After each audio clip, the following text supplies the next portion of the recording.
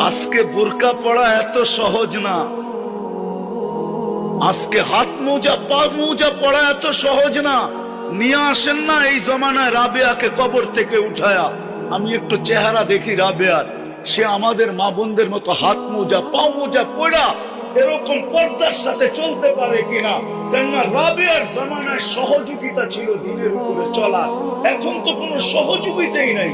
আল্লাহ রসুল বলছে, সাহাবারা জিজ্ঞাসা করছে, আল্লাহ রসুল বলছে তোমরা হকের উপরে চলার জন্য সহযোগিতা পাইতেছ, জিবরিলকে আসতে দেখতেছ, যাইতে দেখতেছ, কোরআন নাজেল হইতে দেখতেছ, আমি তোমাদের মাঝে আছি। এক জমানা আসবে তোমাদের আমল একটা করবে, তোমাদের চেয়ে 50 গুণ বেশি সওয়াব পাবে।